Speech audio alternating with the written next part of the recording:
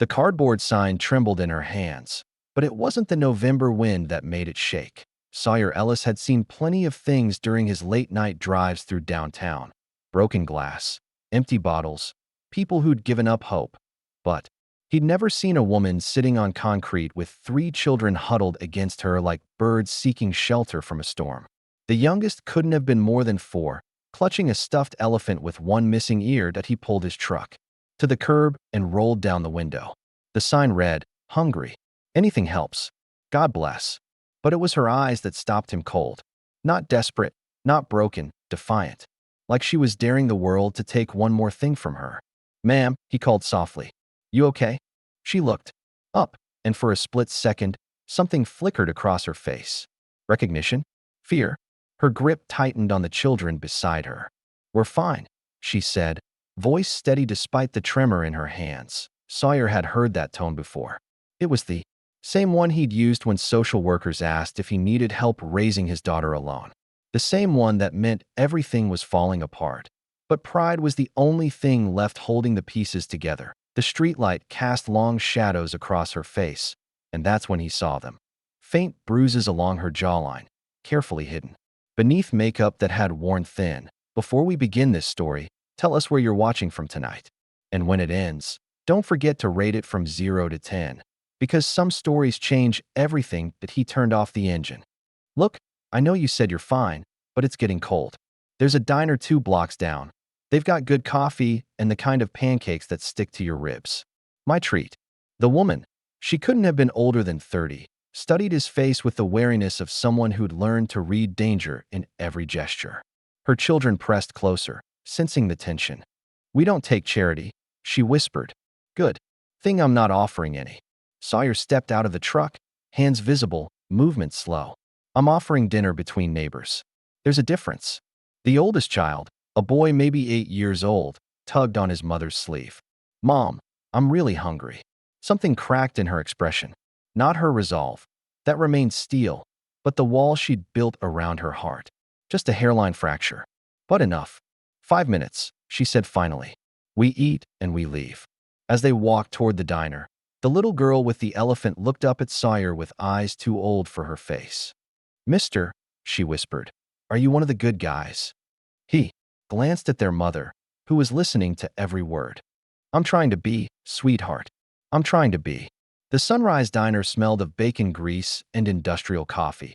The kind of place where conversation happened in hushed tones and nobody asked questions they didn't want answered. Sawyer chose a corner booth, back to the wall, a habit he'd learned from his ex-wife, who'd always been looking over her shoulder for reasons he'd never fully understood. The woman slid in across from him, positioning herself so she could see both exits. Her children flanked her like bodyguards. The 8-year-old boy with his mother's green eyes and guarded expression, a middle daughter around 6 who kept glancing at Sawyer with curious intensity, and the youngest, the one with the elephant, who'd fallen asleep, standing up against her mother's shoulder. "I'm Sawyer," he said, keeping his voice low. "Freya." The name came out reluctantly, like she wasn't sure she should give it. The waitress, a woman in her 60s with kind eyes and sensible shoes, approached their table. "What can I get you folks?" "Coffee," Freya said quickly. "Just coffee." "The kids will have chocolate chip pancakes," Sawyer interrupted gently, "with extra whipped cream.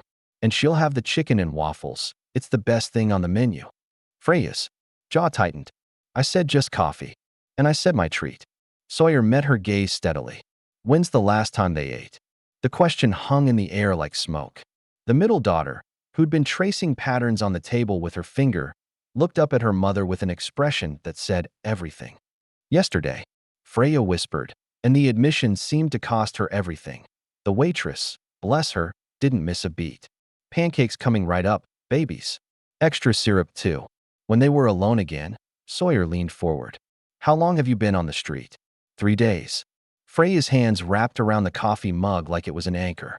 "Maybe 4.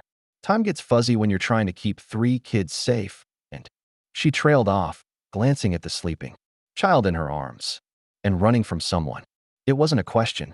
Sawyer had seen enough of the world to recognize the signs, the way she positioned herself, the bruises, the constant vigilance that Freya's eyes flashed. "We're not running. We're moving forward." Okay, he didn't push. He'd learned that from raising his daughter Tessa alone. Sometimes the hardest conversations happened in the spaces between words.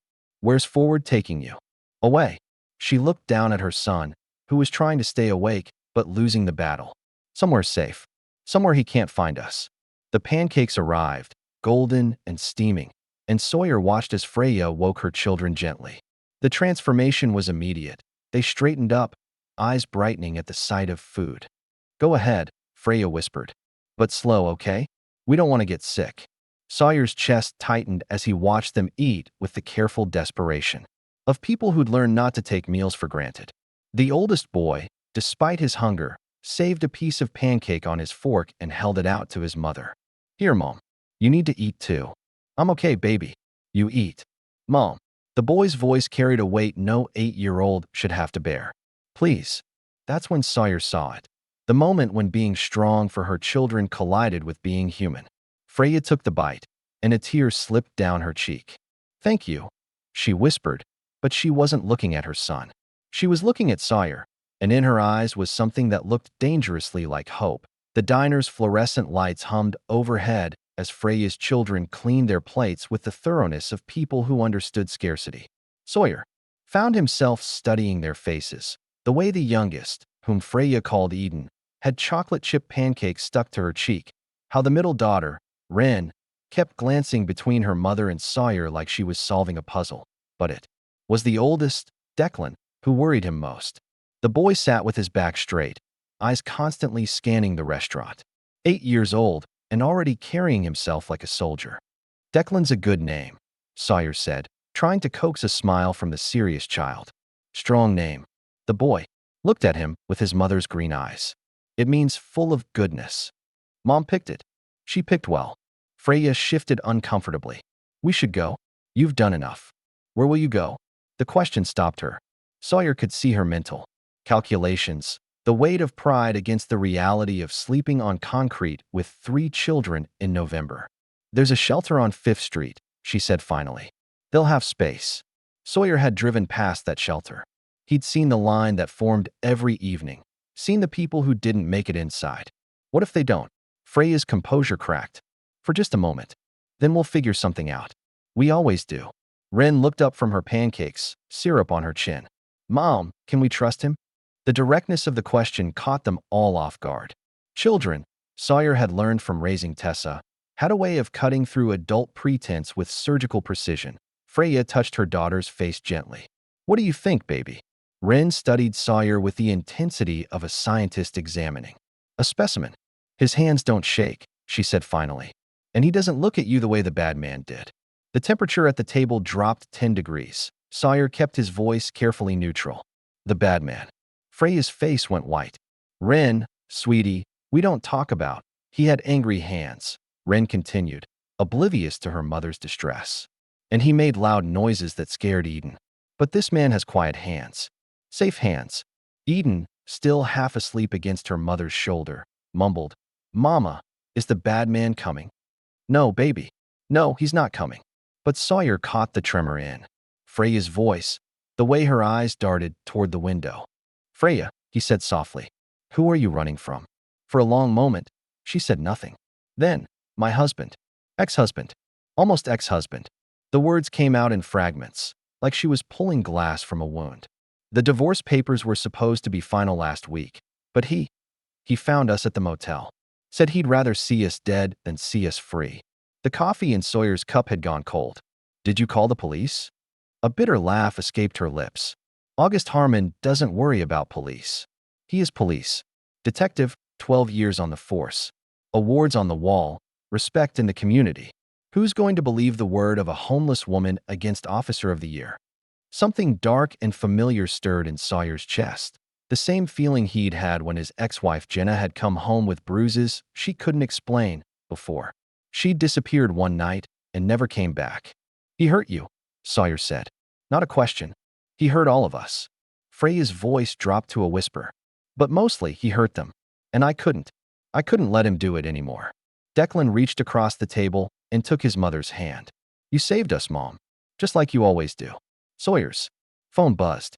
A text message. His blood went cold. The message was from an unknown number, but the photo was clear. His truck, parked outside the diner. The license plate was visible. Found them. Thanks for making this easy. The phone clattered onto the table like a gunshot. Freya's eyes went wide as she read the message. And for a moment, the diner around them seemed to fade into white noise. The clinking of silverware, the low murmur of late-night conversations, the hiss of the coffee machine, all of it became background to the thundering of Sawyer's heartbeat. How did he? Freya started, but Sawyer was already moving. We need to leave. Now. My truck's blown, Sawyer said, mind racing. He's probably watching it. Back exit. The waitress, sensing the shift in energy, appeared at their table. Everything. Okay, hon. We need to get out of here, Freya whispered, gathering Eden into her arms. The little girl whimpered in protest, still clutching her stuffed elephant. Follow me, the waitress said without hesitation. She'd seen this before. The look of prey suddenly aware the hunter had found them. They moved through the kitchen, past industrial stoves and steel prep tables, Ren and Declan close behind their mother like shadows. The back door opened onto an alley that smelled of grease and old rain.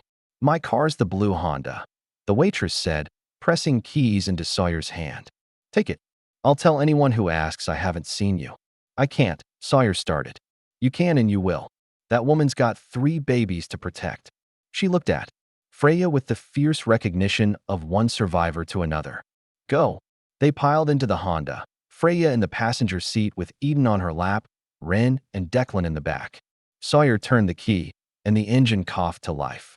Where can we go? Freya asked, voice tight with panic. He'll check the shelters, the hospitals, anywhere official. He knows the system. Sawyer pulled out of the alley, mind spinning through. Options. Not his apartment, too obvious. Not a hotel, they'd need ID. Not, wait. An idea formed, crazy and desperate, and maybe just workable. I know someone. Someone who's really good at making people disappear. He thought of Theo Sloan, his old army buddy who ran a network of safe houses for domestic violence survivors. Theo operated in the shadows, off the grid, funded by anonymous donors and staffed by people who'd learned to trust no one in uniform. But Theo was 3 hours away, and August Harmon knew these streets. That Sawyer's phone rang. Unknown number. Against his better judgment, he answered. You've got something that belongs to me. August's voice was calm, controlled, the tone of a man used to being obeyed. They don't belong to anyone, Sawyer replied, eyes scanning the road ahead. You're making a mistake, friend. I'm a police officer. These are my children. Their mother is mentally unstable, dangerous. I'm trying to bring them home safely. In the passenger seat, Freya flinched like she'd been slapped. That's not what the bruises say, Sawyer said at a pause. When August spoke again, the mask had slipped. You don't know who you're dealing with. Neither do you. Sawyer hung up and turned off the phone. He'll call it in, Freya said quietly. Report the car stolen. Say I kidnapped the kids. Every cop in the city will be looking for us. Then we don't stay in the city. Sawyer. Freya's voice was barely audible. Why are you doing this? You don't know us. This isn't your fight. He glanced in the rearview mirror at Declan, who was holding his sleeping sisters with the careful protectiveness of someone twice his age. I had a daughter, Sawyer said quietly. Her mother took her one night when she was 3. Just disappeared. I spent years looking, years wondering if I could have done something different, something more. The car filled with silence. I never found them, he continued. Never got the chance to be the kind of man who stands between monsters and children. But tonight, he looked at Freya, then back at the road. Tonight I do. Behind them, red and blue lights appeared in the distance, growing larger. Freya saw them too. He found us. No, Sawyer said, pressing harder on the accelerator. He found where we were, but we're not there anymore. The Honda shot forward into the night, carrying 5 strangers who were no longer strangers toward a future none of them could imagine. The sirens wailed behind them like banshees as Sawyer pushed the Honda through empty streets, running red lights, and taking corners that made the tires scream. In the back seat, Ren had started crying, soft, hiccuping sobs that she was trying to muffle against Declan's shoulder. It's okay, Ren, Declan whispered, but his voice shook. Remember what Mom always says? We're braver than we think. Freya twisted around to comfort her children, but kept one eye on the growing lights behind them. Sawyer, there's too many of them. For cars, maybe 5. I see them. His knuckles were white on the steering wheel. The Honda wasn't built for high-speed chases. It was a family car, meant for grocery runs and soccer practice, not outrunning corrupt cops in the dead of night. Daddy's calling his friends, Eden whispered, awake now and sensing the fear that filled the car like smoke. He always calls his friends when we try to leave. The words hit Sawyer like a physical blow. How many times had they tried to escape? How many times had August Harmon used his badge and his connections to drag them back? His phone, now turned back on, buzzed with a text from Theo, safe house compromised. August's reached longer than we thought. New plan needed. Shit, Sawyer muttered, then caught himself. Sorry. We've heard worse, Freya said dryly, but there was something broken in her voice. Sawyer, maybe you should pull over. Let them take us. This isn't your fault, and you don't deserve. Stop. The word came out harder than he'd intended. Nobody's giving up. Not tonight. But even as he said it, Sawyer could feel the walls closing in. The city spread out before them, but every street felt like a dead end. August knew these roads, knew which bridges had only one way across, which neighborhoods had only one way out. The radio crackled to life. Sawyer had left it on the police scanner frequency out of habit. August's voice filled the car, smooth and authoritative. All units, be advised we have a kidnapping in progress. Suspect is driving a blue Honda, license plate Delta 479er. Suspect is armed and dangerous, has taken 3 children and their mentally unstable mother. Use extreme caution. Armed and dangerous, Freya repeated numbly. He's setting you up. When they stop us, they'll have an excuse for anything that happens. The sirens were getting closer. Sawyer could see the intersection ahead, Highway 9, which would take them out of the city. But there were more lights coming from that direction too. A roadblock. They were boxed in. Mom, Declan said quietly, I'm scared.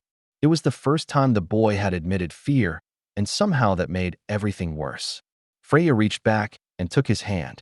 I know, baby. I know. Sawyer pulled into an abandoned gas station, its broken windows and graffiti-covered walls offering no comfort, but at least providing a moment to think. The sirens were closing in from 3 directions now. There has to be something, he muttered, scanning the darkness. Some way out of this. There is, Freya said quietly. Something in her tone made him look at her. What are you thinking? Freya was looking at her children, memorizing their faces. I get out. I walk toward them. Tell them you were just a good Samaritan who gave us a ride. They'll take me, but maybe they'll let you drive the kids to child services. At least then they'll be safe. No. Declan's voice was sharp with panic. Mom, no. We stay together. Always together. Sometimes staying together means making hard choices, baby. No, Sawyer said firmly. There's another way. There has to be. But as the sirens grew louder and the lights grew brighter, hope felt like a luxury they couldn't afford. Eden, still clutching her elephant, looked up at Sawyer with eyes that had seen too much. Mr. Sawyer, she whispered, are you going to leave us too? The question broke something inside him. Not leave them. He couldn't leave them. But what could one man do against a system designed to protect its own? The first police car turned into the gas station, its spotlight cutting through the darkness like a blade. The spotlight hit the Honda like a physical force, turning the inside of the car into a fishbowl. Sawyer squinted against the glare, his mind racing through options that all felt like dead ends. But then he saw it, partly hidden behind the abandoned gas station's crumbling wall, almost invisible in the shadows. A drainage tunnel, maybe 3 feet wide, that disappeared into darkness.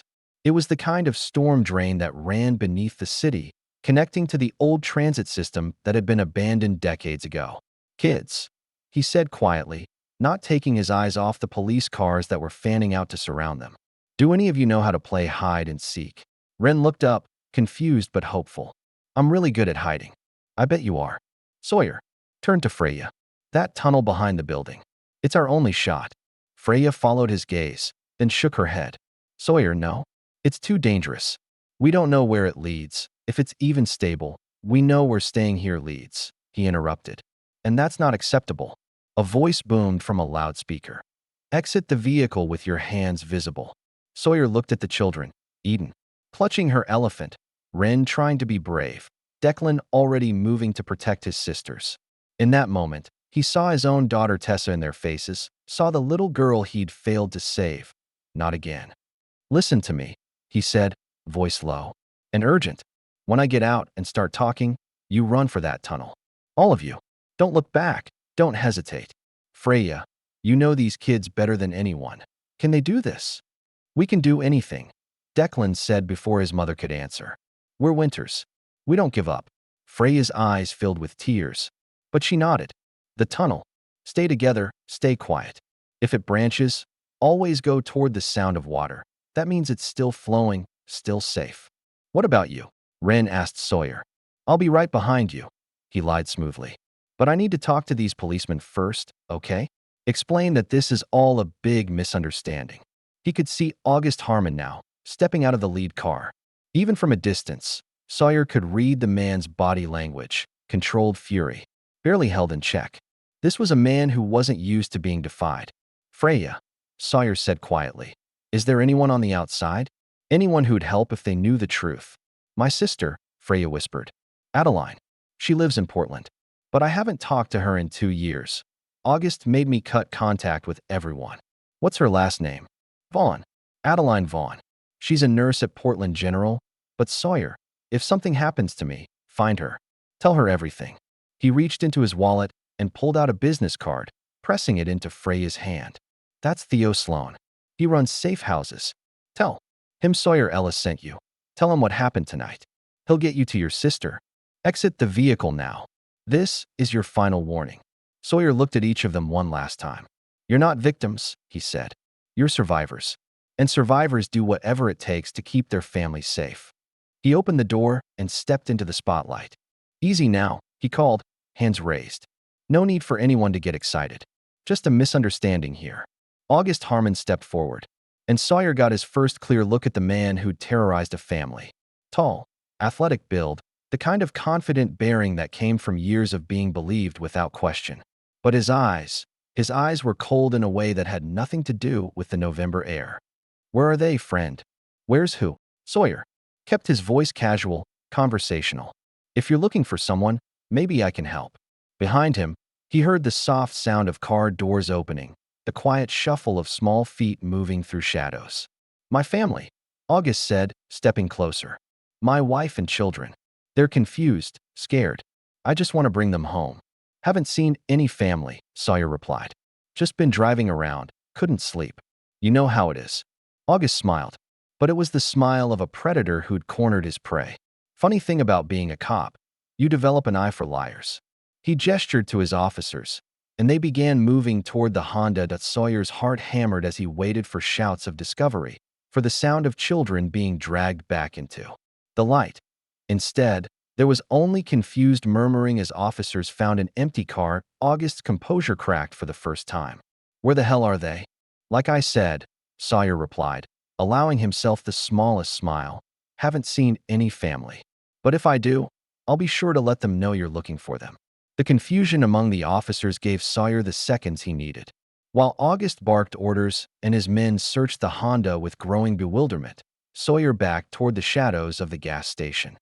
He's moving, one of the officers shouted, but Sawyer was already diving behind the crumbling wall, the tunnel.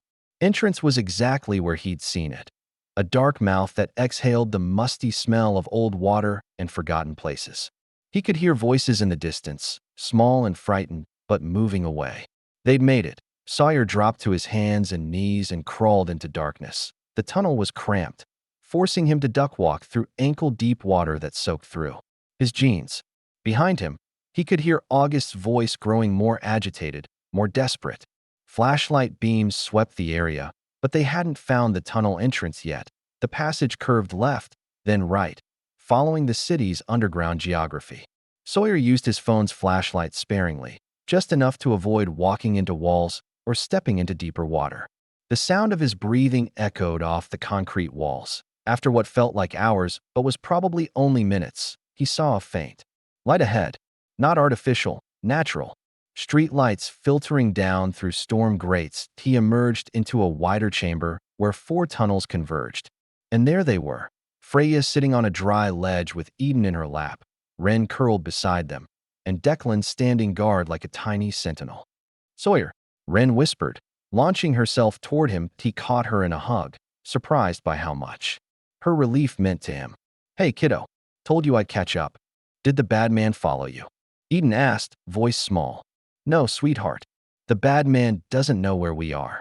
Freya looked at him with something that might have been gratitude, might have been exhaustion, might have been the beginning of trust. What now? Sawyer pulled out his phone. 2 bars, enough. He dialed Theo's number. Sawyer? Jesus, what the hell is happening down there? I've got 3 different sources telling me August Harmon's turned the city upside down looking for his family. They're not his family anymore, Sawyer said quietly. They're refugees, and they need extraction. Where are you? Sawyer looked around, trying to get his bearings. Through the storm grate above, he could see a street sign. Tunnel system under 5th and Morrison. We need a clean pickup, no official channels. Give me 20 minutes. There's an access point 6 blocks north. Follow the tunnel toward the river. You'll see ladder rungs leading up to a utility shed. I'll have Jackson LeBlanc waiting with a van. Theo? August got half the police force looking for us. They think I kidnapped these kids. Then we make sure you disappear so thoroughly they forget you ever existed. 20 minutes, Sawyer. And brother. Yeah. What you're doing. Jenna would be proud. The call ended. Sawyer stared at the phone for a moment, then looked up to find Freya watching him. Jenna was your wife? She asked softly. My ex-wife. She ran from her own August Harmon. I never got the chance to help her. He looked at Declan, Wren, and Eden. But I get the chance to help you. They made their way through the tunnels, following the sound of running water. Declan walked beside Sawyer, matching his pace with the seriousness of a fellow soldier. Mr. Sawyer, the boy said quietly, will we ever be safe? Yes, Sawyer said without hesitation. Your mom is the bravest person I've ever met, and brave people don't stay scared forever. They find a way through. The ladder rungs appeared exactly where Theo had said they would be. One by one, they climbed toward a future none of them could have imagined. 6 hours ago.at street level, a van waited with its engine running. Jackson LeBlanc, tall, weathered, with the kind eyes of someone who'd seen too much but never stopped caring, helped them into the back. Portland? He asked Sawyer. Portland. As the van pulled away, Freya leaned against Sawyer's shoulder. Thank you, she whispered, for seeing us, for not walking away. Thank you for letting me help, he replied, for reminding me what courage looks like. In the distance, sirens still wailed, but they were fading now. Behind them, August Harmon was discovering what it felt like to lose something precious. Ahead of them, a new life waited, uncertain but free. Eden, half asleep, looked up at Sawyer with sleepy eyes. Are you coming with us, Mr. Sawyer? The question hung in the air between them like a bridge waiting to be crossed. Would you like me to? 3 children and their mother nodded as one dot, and for the first time in years, Sawyer Ellis felt like he was exactly where he belonged. 6 months later, Adeline Vaughn's backyard in Portland bloomed with the chaos of children at play. Wren had built an elaborate fort from cardboard boxes and Christmas lights, while Eden held court in a sandbox, her stuffed elephant now joined by a collection of toy dinosaurs. Declan, growing taller every day, pushed a lawn mower with the concentrated determination of someone who took his responsibilities seriously. Sawyer sat on the porch steps, watching them with the kind of contentment he'd forgotten was possible. Beside him, Freya read from a job acceptance letter, head of customer relations at a nonprofit that helped domestic violence survivors. Her hands no longer shook when she held paper. Listen to this, she said, smiling. They want me to start a peer counseling program. Me, counseling other people. Makes sense, Sawyer replied. Who better to guide someone through the dark than someone who's found their way to the light? Adeline emerged from the kitchen carrying a tray of lemonade. Her nurse's uniform traded for gardening clothes. She'd welcomed her sister and the children without hesitation, and within weeks had become the aunt they'd always needed. Any word from Theo? She asked, settling into a chair. Sawyer checked his phone. August Harmon was officially suspended, pending investigation. Turns out we weren't the first family he'd terrorized, just the first to get away and talk about it. The ripple effects had been extraordinary. Other victims had come forward, other stories had surfaced. August's badge and his awards couldn't protect him from the weight of truth, told by people who refused to stay silent. Daddy Sawyer. Eden called from the sandbox. Come see my castle. The title had evolved naturally over the months, not replacing her father, but creating something new. Family, Sawyer had learned, wasn't just about blood. It was about choice, about commitment, about showing up even when it was hard. Especially when it was hard, he knelt beside Eden's creation, a sprawling structure of sand and shells and sticks. It's magnificent, princess. Tell me about it. It's where safe people live, she explained seriously. See? There's a bridge, so friends can visit. And walls to keep the bad things out. And a garden for growing food. And this tower here. That's where the lookout person stays. To watch for people who need help. Sawyer's throat tightened. Even at 4, Eden understood something profound about sanctuary and service. You know what? He said, settling beside her in the sand. I think this might be the most important castle ever built. That evening, as they sat around Adeline's dining room table, a real table, in a real home, with enough food for everyone, Freya raised her glass of water. To second chances, she said quietly. To new beginnings, Adeline added. To family, Sawyer said, looking around at the faces that had become his world. To being braver than we think, Declan concluded, his mother's words in his young voice. Later, as they tucked the children into their beds with clean sheets and night lights, and doors that locked from the inside, Freya pulled Sawyer aside. I've been thinking about that night, she said softly. In the diner, when you decided to help us. What would have happened if you'd just kept driving? Sawyer considered the question seriously. I don't know, but I know what would have happened. To me, I'd have spent the rest of my life wondering if I could have made a difference. And now I know I can. We can. That's the thing about courage. It's contagious. Outside, Portland slept peacefully under stars that had witnessed both the darkest nights and the brightest dawns. Inside, a family born of choice rather than chance settled into dreams of tomorrow. Before you close this chapter of our story, we'd love to hear from you. Rate this journey from 0 to 10 in the comments below. Tell us what moment moved you most. Share this story with someone who needs to remember that heroes come in all forms. Sometimes they're single dads with kind eyes and steady hands. Sometimes they're mothers who choose love over fear. And sometimes they're children who teach adults what bravery really means. Because here's the truth we discovered in those tunnels beneath the city. Every single day, ordinary people have the chance to become extraordinary. Not through grand gestures or perfect timing, but through the simple act of refusing to look away when someone needs help. Sawyer Ellis learned that redemption isn't about erasing the past. It's about writing a better future. Freya Winters discovered that strength isn't about never falling down. It's about getting back up and teaching your children to do the same. And 3 small souls named Declan, Ren, and Eden prove that hope can survive in the smallest spaces, waiting for the right moment to bloom into something beautiful. The world is full of August Harmons, people who use power to hurt rather than heal. But it's also full of Sawyers and Frey and Adelines, people who understand that we're all connected, that someone else's pain becomes our responsibility the moment we witness tomorrow, when you're driving through your own city and you see someone who needs help. Remember this story. Remember that heroes aren't born. They're made in moments when ordinary people choose to be extraordinary.